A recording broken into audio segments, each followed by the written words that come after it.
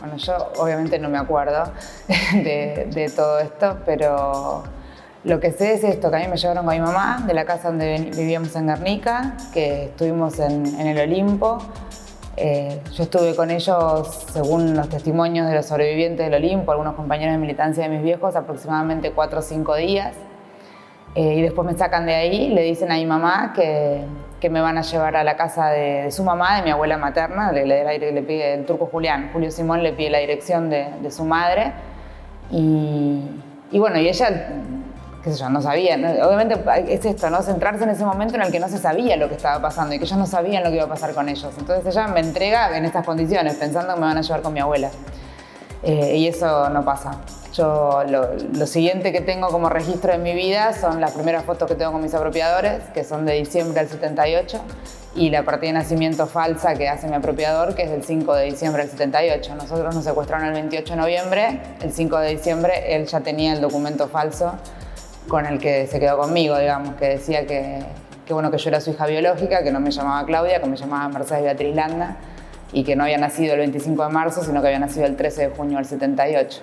Yo y Huguito, que era un compañero discapacitado cuadripléjico, que vivíamos en Florencio Varela, teníamos actividades en Morón, teníamos que encontrarnos con otros compañeros y fuimos hacia allá. Y nos encontramos con Mónica y el compañero de ella. Bueno, ahí medio no hablamos nada, porque obviamente estaban como súper aterrorizados ellos.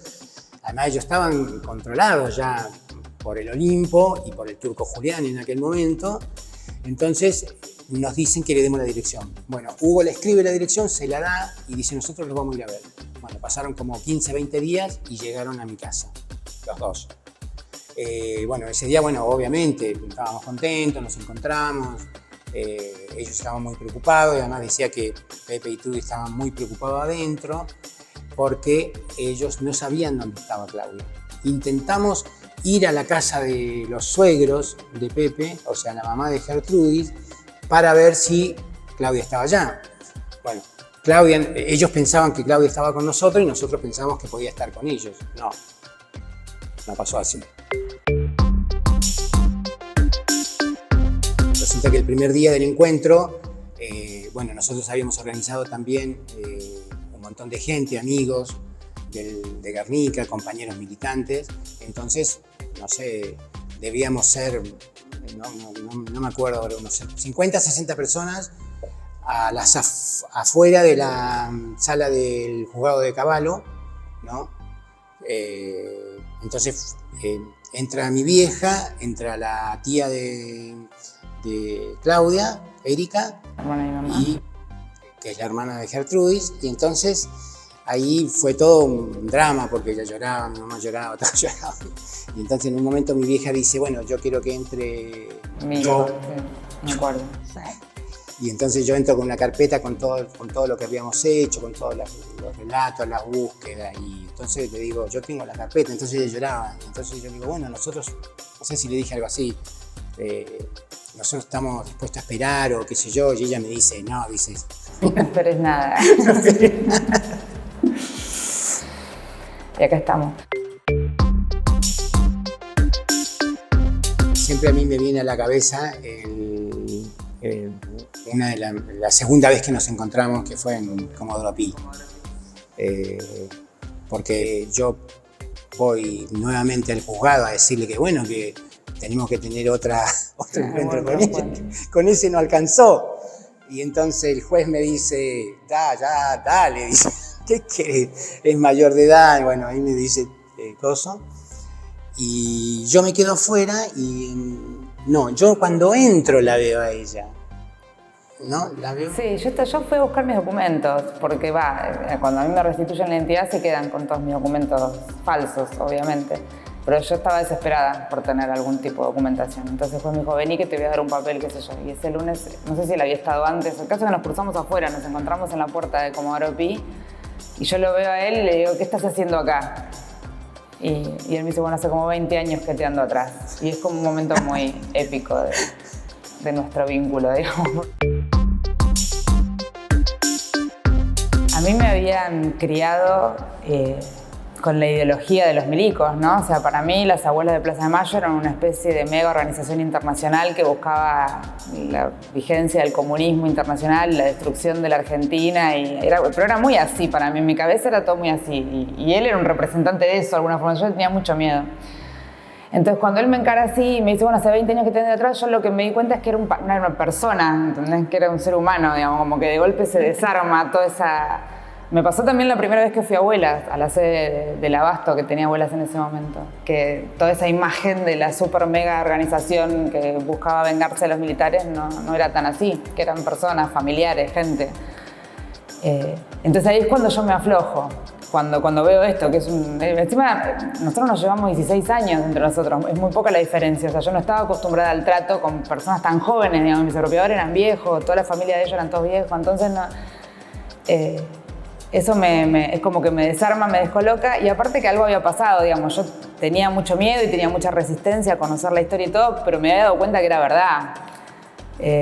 Yo me había dado cuenta que eso era cierto, digamos, que él era mi tío, aunque en ese momento no cuadraba, digamos, un poco con la imagen que yo tenía de lo que tenía que ser un tío. Pero bueno, empezamos como a poder conversar y a entendernos y a poder ver cómo hacíamos, porque yo estaba sola también. Y me acuerdo una de las primeras cosas que le pedí a él, yo le dije, te pido por favor que no me mientas.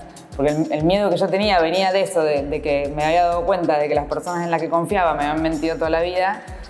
Lo que buscaba era la seguridad de alguien que me dijera, bueno, vamos a hacer esto juntos y yo te pido que no me mientas, digamos, que me diga la verdad, que así sea difícil de procesar. Bueno, yo soy una nena muy malcriada por los apropiadores, ellos eran una familia de clase media, alta, Belgrano, qué sé yo, como que había cierta posibilidad económica. Y yo siempre todo lo que quise lo tuve, digamos. También era una manera de manipulación, no lo vamos a desteñir de eso, pero bueno, era eso. Querés la muñeca, querés la casa de muñeca, tenés la casa de muñeca, como que era todo. Y él una vez me pregunta a mí si había algo que yo había querido que no me habían dado. Un perro. Yo siempre quise tener un perro, vivíamos en un departamento en Belgrano, nunca había habido chance de tener un perro, entonces le dije, yo siempre quise tener un cachorro, un perrito. ¿Y para qué habré dicho eso? Porque... Ahí me di a la tarea de buscar un perro. Y empezamos a buscar un perro. Empecé a investigar, bueno, Pepe era discapacitado, en ese momento estaban de moda los labradores y los golden retriever, y que estaba muy asociado al tema de la discapacidad. Entonces, bueno, salí a buscar un perro, lo busqué un montón y muchas veces... Sí, fuimos juntos. Fuimos juntos allá a La Plata, a Bastos. A buscar cachorros. A buscar cachorros. Y bueno, hasta que encontramos el perro y... Vamos a buscar. Yo no era consciente de lo que pasaba realmente, digamos, esto fue el 2005, fue un año en el proceso mío personal súper difícil.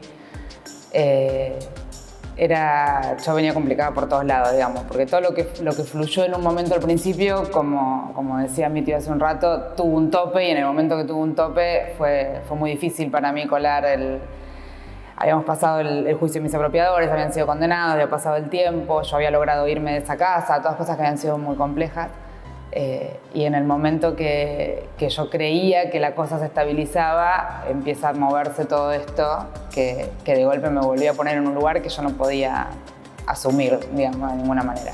Y a la vez me daba cuenta de la importancia que tenía para toda la lucha que habían llevado a cabo mi familia, las abuelas, los organismos, porque eran todos, digamos. Son esos momentos donde uno empieza a entender que esto era colectivo, ¿no? Que no era solamente un tema de una familia, sino que era algo que abarcaba a muchas personas más.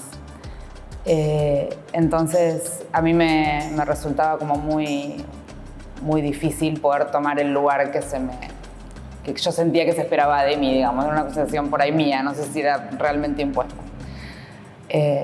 Pero bueno, en ese vínculo que habíamos establecido y en esta cosa de hacer las cosas juntos fue que yo pude ir tomando de a poco conciencia. Pero igual para mí fue como después. Yo siento que lo que empezó a partir del fallo de Simón y lo que vivió el país durante los primeros 10 años sobre todo, era un espejo en macro de lo que a mí me pasaba a mí, ¿no? El país. La sociedad entera se fue dando cuenta de lo que había pasado realmente y empezaba a tener algo de justicia sobre eso. Y todo eso que se hizo durante todos esos años que permeó tanto a esa generación, sí, fue un poco lo que me iba pasando a mí con mi propia historia, ¿no? El ir tomando conciencia, el ir entendiendo, el ir poniendo la responsabilidad donde correspondía. Era una cosa muy importante, ¿no? Cuando sale el fallo Simón, porque primero que yo siempre pienso que en mi caso el tema de la militancia siempre me subía al tren de la derrota. O sea, nunca de joven a resistir contra la dictadura militar chilena y después llegar acá en el 75 y sumarme a otra resistencia. Por más que yo era muy joven, digamos, pero digamos, no dejaba de ser que siempre eran cosas muy dolorosas. O sea, si bien nosotros teníamos una cosa de mucha convicción de lo que queríamos y nos provocaba felicidad y cuando se sumaba un compañero, otro, en fin, siempre había sido, digamos, había sido muy duro. Entonces, primero, la primera victoria que tenemos es ella, Claudia Victoria. Entonces, y después, semejante fallo es enorme, enorme, porque yo no pensé que se iba a poder producir. Bueno, en ese sentido el CELS nos viene a acercar la propuesta en ese momento y hubo un montón de vueltas como todo, porque todo tiene sus idas y vueltas y sus cosas, pero cuando sale el fallo, realmente, digamos, en el caso, porque uno siempre lo lleva al caso personal, yo sentía que realmente le estábamos haciendo un homenaje a aquellos jóvenes que dieron su vida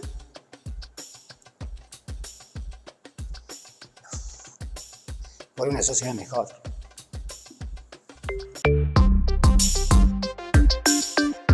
Yo pienso que diga ya. A ver, no, yo lo que creo es que, bueno, por un lado lo que es importante decir es, yo creo que en toda esta historia yo no logro llegar acá hoy al 2025 donde estoy parada con el lugar que uno puede tener desde Abuela de Plaza de Mayo, ocupando, ¿no?